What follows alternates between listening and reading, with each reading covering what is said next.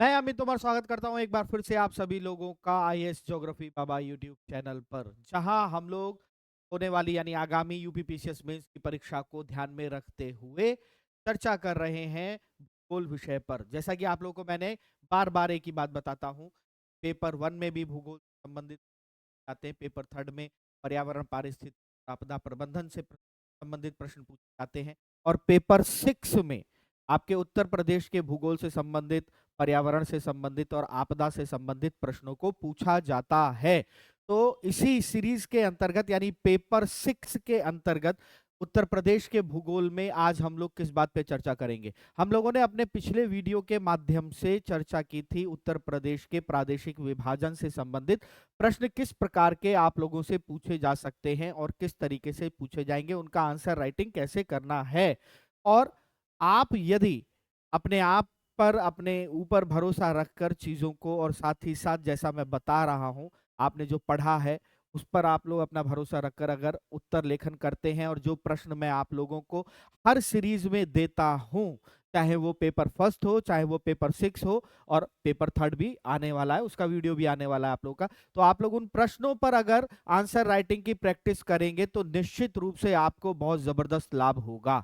तो चलिए आइए बिल्कुल भी समय व्यर्थ नहीं गवाते, सीधे मुद्दे पर आते हैं कि आज हम लोग किस तरीके के प्रश्न पर चर्चा करेंगे। आज भी हमारी चर्चा का विषय होगा उत्तर प्रदेश का प्रादेशिक विभाजन के अंतर्गत यदि आप लोगों से गंगा के मैदान के संदर्भ में प्रश्न पूछे तो आपको उसका उत्तर लेखन किस प्रकार से करना होगा। ये मैं आप लोगों को बता दूं कि उत्तर प्रदेश के भूगोल के अंतर्गत गंगा के मैदान से प्रश्न पूछे जाने की संभावना सबसे अधिक बनी रहेगी।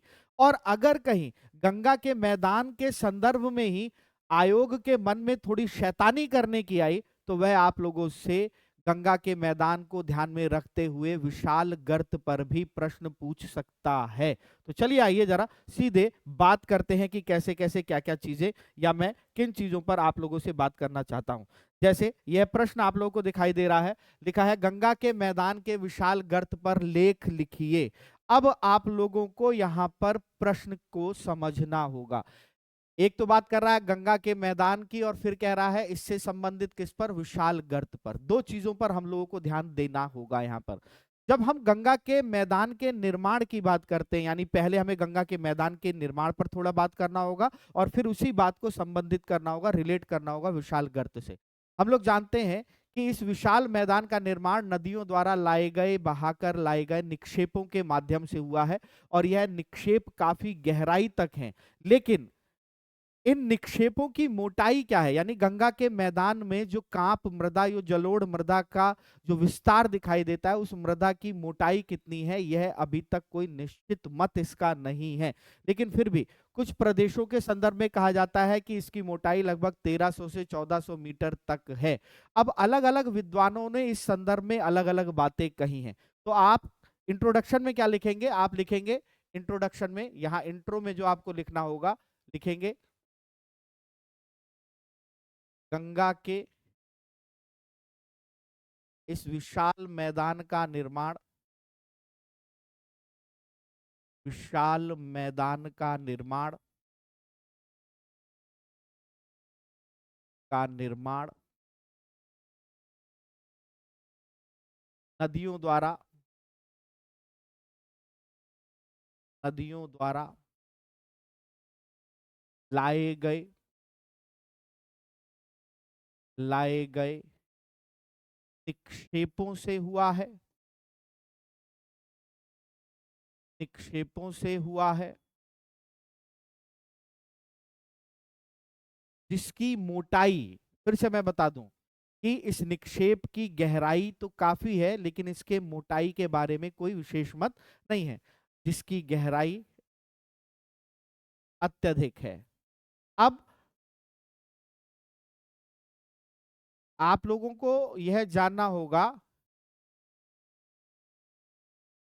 कि अलग अलग विद्वानों ने अलग अलग बात की है।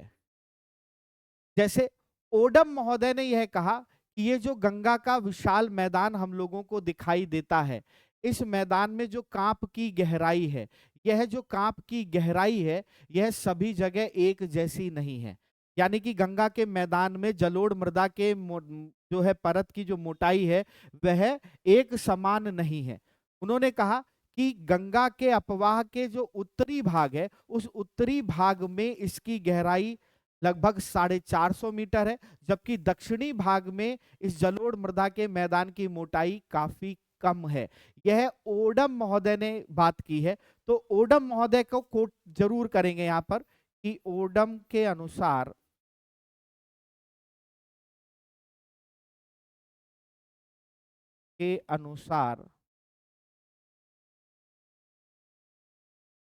इस मैदान में या इस मैदान के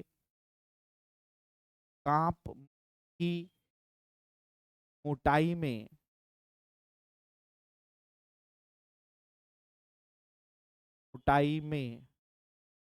भिन्नता पाई जाती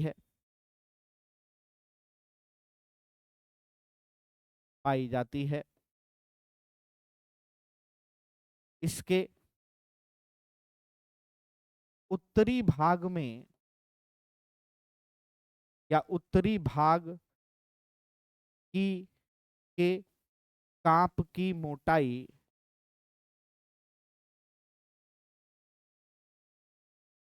लगभग 450 मीटर है, जबकि दक्षिणी भाग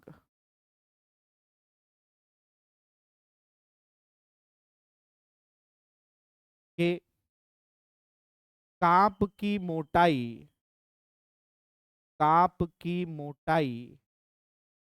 कम है। क्या है? कम है। जल्दी से बताइए, यहां तक की बात आप सभी लोगों को समझ में आई कि नहीं आई? जल्दी से बोलिए।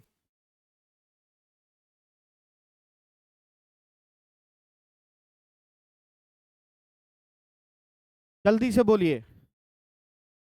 क्या यहां तक की बात आप सभी लोगों को अच्छे से समझ में आई? तो ओडम महोदय को कोट करना पड़ेगा, हम लोगों को इनको कोट करना पड़ेगा। अब बात आती है कि विशाल गर्त के संदर्भ में हम लोगों से बात कर रहा है।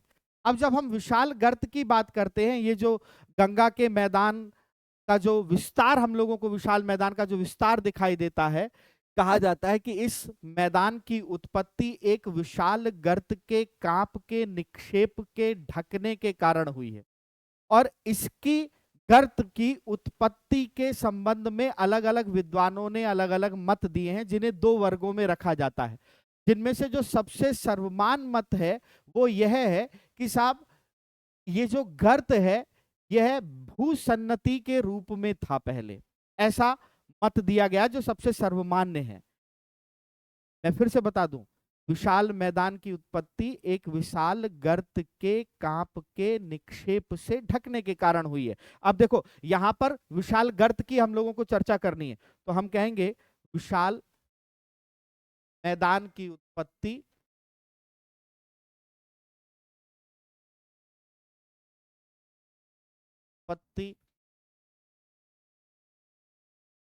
एक विशाल गर्त के निक्षेप के ढकने के कारण हुई,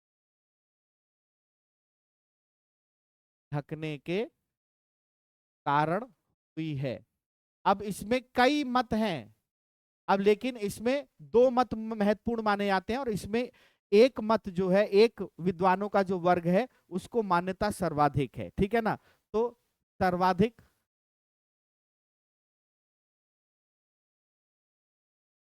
मान्यता प्राप्त मत के अनुसार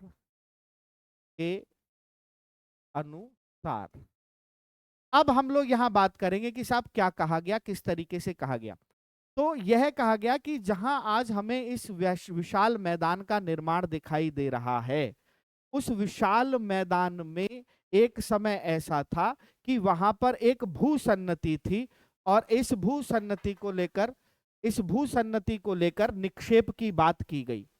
इसकी बात की गई कि साहब इस भूसन्नति में आकर निक्षेप जो है भर गए। अब यह क्या था? कहा गया कि साहब एक टेथिस भूसन्नति थी, टेथिस सागर था। उस टेथिस सागर में अवसादों का निक्षेपण होने लगा।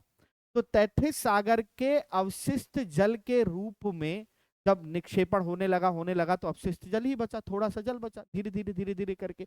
तो इस खाई के पश्चिम की ओर से तैथिस सागर के अवशेष को सिंध की खाड़ी और पूर्वी छोर को कहा गया कि साहब यह जो है पूर्वी खाड़ी के रूप में इन्हीं दोनों के मध्य हमें दिखाई देता है। यानी इस मैदान के विस्तार की गई बात कि पश्चिम में सिंधु घाटी और पूरब में पूर्वी घाटी के मध्य एक टेथिस भूसन्नति थी, जिसमें अवसादों का निक्षेपण हुआ और उस निक्षेपण से इस मैदान का निर्माण हुआ। और इन दोनों को जो उच्च प्रदेश अलग करता था वह था दिल्ली व कालका के बीच पाया जाने वाला भाग।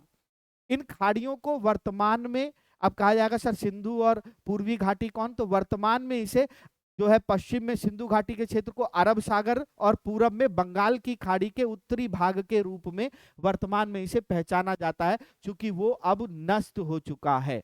तो अधिकांश भूगर्भ शास्त्रियों ने इस मत को स्वीकार किया कि इस मैदान भूमि की ऊपरी सतह में साधारण गहराई का एक समुद्र था, जिसमें धीरे धीरे अवसादों का निक्षेपण होने लगा और उससे इस मैदान का निर्माण हुआ। और इसके लिए एक प्रसिद्ध भूगर्भ शास्त्री जिनका नाम सुना होगा एडवर्ड स्वेस, एडवर्ड स्वेस ने भी टेथिस भूसन्नति को ही अपना मत दिया है कि साहब इसी से ही विशाल गंगा के मैदान का निर्माण हुआ है, विशाल गंगा के मैदान का निर्माण हुआ है। अब जैसा कि इस फिगर में दिखाया गया है, इस आधार पर इस मैदान का निर्माण हुआ है। एडवर्ड स्वेस मॉडल ने ये मॉडल प्रस्तुत किया कि साहब यह भूभाग था, यह भूभाग था और इन दोनों के मध्य एक टेथिस सागर था, जिसमें आकर अवसादों का निक्षेपण नदियों के द्वारा बहाकर लाए गए अवसादों का निक्षेपण हुआ। इसका जो ये उत्तरी भाग हम लोग को दिखाई दे रहा है, शिवालिक, मुर्री, न्यूमलिटिक टर्स और पूर्वी टर्शियरी चट्टाने हैं। अब किसी को लगेगा सर ये मुर्री क्या है, मुर्री चट्टानों से क्या मतलब है? तो शिवालिक हो गया, पहले सबसे कांप का निक्षेप, उसके उत्तर में शिवालिक, उसके उत्तर में मुर्री, उसके उत्तर में न्यूमलिक चट्टाने और फिर पूर्व टर्शियरी चट्टाने दिखाई देती हैं। मुर्री, जब आप लोग भारत के भूगर्भिक निर्माण के इतिहास के बारे में पढ़ते हैं तो आप लोग आर्यन क्रम की चट्टानों के बारे में पढ़ते हैं, और आर्यन क्रम की चट्टानों के अंतर्गत टर्शियरी क्रम की चट्टानों पर पढ़ते हैं। और जब टर्शियरी क्रम की चट्टानों पर पढ़ते हैं तो वहां आप लोग हिमालय के निर्माण की बात करते हैं, और हिमालय के निर्माण के अंतर्गत ओलिगोसिन युग की आप लोग बात करते हैं। तो ओलिगोसिन युग में कुछ चट्टानों का निर्माण हुआ, जैसे नारी, गज, मुर्री, तो ये उसी की ही बात है।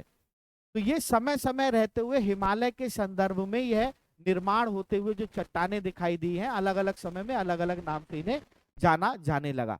तो इस फिगर को आप लोग वहां बनाकर बताओगे, क्योंकि सर्वाधिक मान्य मत यही ही है कि विशाल गर्त के माध्यम से कैसे मैदान का निर्माण हुआ।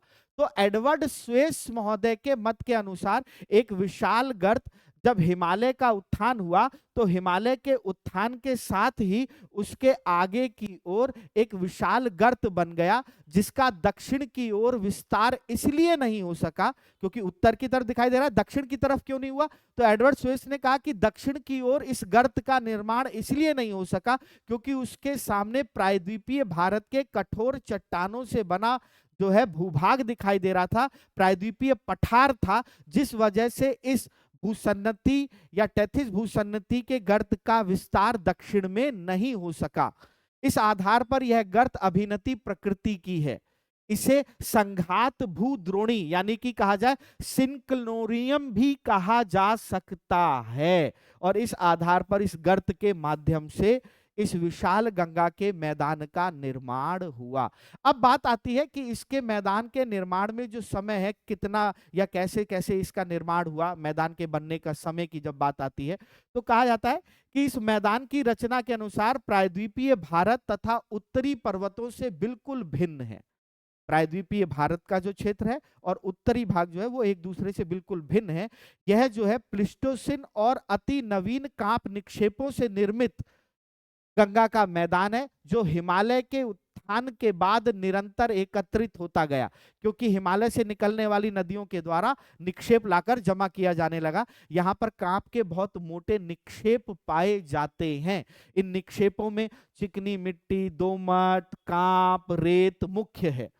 इन कांप में अनेक स्थानों पर चूने के कंकड़ तथा नमकीन व खारी रेह बन जाते हैं। क्षेत्र जो बने हैं निर्मित, उनको क्या कहा जाता है? रेह के नाम से जाना जाता है।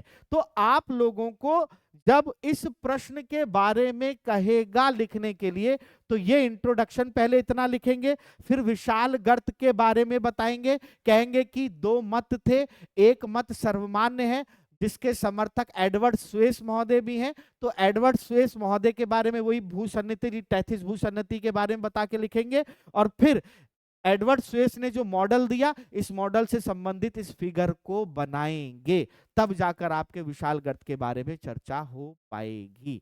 तो ये बहुत ही महत्वपूर्ण प्रश्न है। अगर आयोग को जरा सा भी शैतानी करने की सूझी, तो वह निश्चित रूप से यहां शैतानी करेगा ही करेगा। और तब आप लोग, अगर आपको लगे कि अरे हम ऐसे कर लेंगे, वैसे लिख देंगे, तो कुछ भी नहीं होगा। गंगा के मैदान के बारे में तो बात कर ही रहा है, लेकिन गंगा के मैदान का निर्माण में किसकी भूमिका है, तब आपको यह गर्त के बारे में बात करनी पड़ेगी। तो चलिए आइए एक और इसी मैदान से संबंधित एक और प्रश्न पर चर्चा करते हैं। एक प्रश्न यह है कि उत्तर प्रदेश के गंगा के मैदान की विशेषताएं बताइए, इसके निर्माण एवं उपविभाग कीजिए। विशेषता पर चर्चा हम लोगों ने अपने पिछले वीडियो में की है। जो लोग भी नए हैं वो लोग लास्ट वीडियो देखेंगे, तो प्रादेशिक विभाजन में गंगा के मैदान की विशेषता पर मैंने बात की, और इसके निर्माण की बात अभी वाले प्रश्न में कर ली। और अब हम लोग गंगा के मैदान के उपविभाग करेंगे। यानी कि यहां 3 पॉइंट हैं। एक तो गंगा के मैदान की विशेषता बतानी है फर्स्ट, दूसरा इसका निर्माण बताना है, और तीसरा इसका उपविभाग करना है। और इन दोनों पर हम लोगों ने चर्चा कर ली है। अब इसको आप लोग इंट्रोडक्शन के माध्यम से कम शब्दों का प्रयोग करते हुए आप लोग इसको लिखेंगे। अब बात आती है उपविभाग करें अगर हम, तो जब हम गंगा के मैदान का उपविभाग करते हैं, इस पर भी हम लोग चर्चा कर चुके हैं।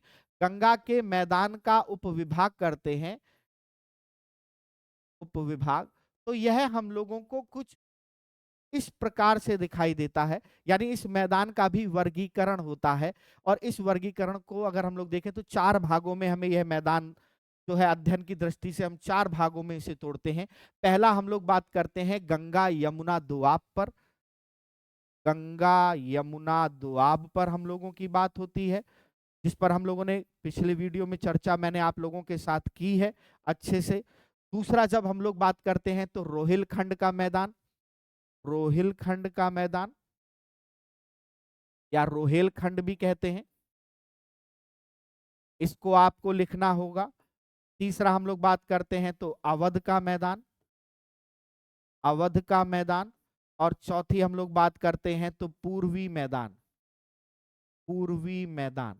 अब गंगा यमुना दोआब की जब बात आती है तो आप लोग समझ गए होंगे, पिछले वाले फिगर में भी मैंने आप लोगों को लिखकर उन सारी बातों को बताया है, सारी चीजों को समझाया है। अब आप लोग नदियों के माध्यम से भी बता सकते हैं, और साथ ही आप इस फिगर का प्रयोग करके भी बता सकते हैं कि साहब पश्चिम से पूरब दिशा में गंगा के कांप मैदान का विस्तार किस प्रकार से हमें दिल्ली की पहाड़ियों से लेके राजमहल की पहाड़ियों तक मोटे भाग के रूप में दिखाई देता है, और फिर इससे आगे गंगा के मैदान में कांप की मोटाई पतली होती चली जाती है। फिर एक उत्तर से दक्षिण को लेते हुए उत्तर में हिमालय और दक्षिण में प्रायद्वीपीय उपभाग। उत्तर में चौड़ाई ज्यादा है इस मैदान की और दक्षिण में कम है, क्योंकि दक्षिण में गर्त का विस्तार उतना नहीं हो पाया, क्योंकि प्रायद्वीपीय पठार की कठोर चट्टानें थी, जिस वजह से तेथिस भूसन्नति का विस्तार दक्षिण में नहीं हो पाया। तो इसको भी आप लोग फिगर के रूप में बनाएंगे और वहां बताएंगे, और फिर इन 4 भाग पर आप लोग चर्चा करेंगे। आप कहेंगे गंगा यमुना का दोआब, यानी कि उत्तर में सहारनपुर से लेकर पूरब में इलाहाबाद जिले के मध्य जो भाग हम लोगों को दिखाई देता है, वह हम लोगों को गंगा यमुना दोआब के रूप में दिखाई देता है। इसे 3 भागों में बाँटा जाता है, ऊपरी दोआब, मध्य दोआब और निचले दोआब के रूप में इसको 3 वर्गों में बाँटा जाता है। फिर आप लोग बात करेंगे रोहिलखंड के मैदान के बारे में, तो कहोगे इसके अंतर्गत 9 जिले आते हैं और ये बिजनौर, चंदौसी, बांगर और पूर्वी भूभाग रामगंगा खादर के रूप में हम लोगों को दिखाई देता है। जैसे बिजनौर, मुरादाबाद, संभल, अमरोहा, बदायूं, बरेली, पीलीभीत, रामपुर, शाहजहांपुर में हमें जो रोहेलखंड के मैदान का विस्तार दिखाई देता है। ऐसे ही अवध के मैदान के बारे में संदर्भ में बात करेंगे, आप कहेंगे लखीमपुर, हरदोई, सीतापुर, उन्नाव, लखनऊ, बाराबंकी, अमेठी, रायबरेली जिलों में इसका विस्तार हम लोगों को बड़े स्तर पर दिखाई देता है। घाघरा नदी इसकी उत्तर पूर्वी सीमा बनाती है। पश्चिम दक्षिण सीमा पर गंगा नदी के द्वारा इसको सीमाबद्ध किया जाता है और गोमती नदी इसके मध्य से प्रवाहित होती है। और फिर पूर्वी मैदान की बात करेंगे कि यह ऊपरी गंगा मैदान का पूर्वी तथा मध्य मैदान का पश्चिमी भूभाग है, जिसका लगभग इस क्षेत्र के बारे में जब हम लोग बात करते हैं तो कहते हैं कि यहाँ पर गंगा के मैदान का ढाल जो है वह मंद हो जाता है। यहाँ समतल रूप से यह हम लोगों को दिखाई देता है। उत्तर से दक्षिण की ओर जाने पर या बढ़ने पर इस मैदान में राप्ती, खादर, सरयू पार मैदान, पुरबैया मैदान के नाम से इस भाग को जाना जाता है। इसके अंतर्गत इस मैदान का विस्तार हमें 22 जिलों में दिखाई देता है। तो आपको इस तरीके से चीजों को लिखना होगा। तो फर्स्ट सेकंड के बाद थर्ड में आप इन चीजों को लिखेंगे और फिर ये दोनों फिगर आप लोगों को बनाने पड़ेंगे, तब आपका जाकर यह आंसर बढ़िया बनेगा। एक ऐसा आंसर जो कि कॉपी जो चेक करने वाला एग्जामिनर है उसको भी लगेगा कि हाँ बच्चे में दम है। तो इसी प्रकार से हम लोग उत्तर प्रदेश के भूगोल से संबंधित महत्वपूर्ण प्रश्नों पर चर्चा करते चले आ रहे हैं और ये सीरीज चलती चली जाएगी और इतने प्रश्न आप लोग कर लेंगे भूगोल से संबंधित की परीक्षा में, मुख्य परीक्षा में भूगोल, पर्यावरण, पारिस्थितिकी और आपदा प्रबंधन से संबंधित, चाहे वो भारत हो, चाहे विश्व हो, चाहे उत्तर प्रदेश हो, आपके प्रश्न आपके प्रैक्टिस से बाहर नहीं होंगे। क्योंकि इन सब पर हम लोग बहुत वृहद स्तर पर चर्चा अपने बैच में भी कर रहे हैं जिसका नाम है ललकार बैच। आप लोग चाहें तो ज्योग्राफी बाबा ऐप को अपने प्ले स्टोर से डाउनलोड कर सकते हैं और फिर उसके बाद वहां आप ललकार बैच को परचेज कर सकते हैं। एक एक चीज पर बहुत जबरदस्त तरीके से बात हो रही है और बहुत जबरदस्त तरीके से बच्चे आंसर राइटिंग कर भी रहे हैं। तो आप लोग अगर वो बैच ज्वाइन नहीं कर सकते हैं तो यहाँ से क्वेश्चन आंसर पे प्रैक्टिस करते रहिए। तो मिलेंगे नेक्स्ट वीडियो में, तब तक अपना ध्यान रखिए। बहुत बहुत धन्यवाद।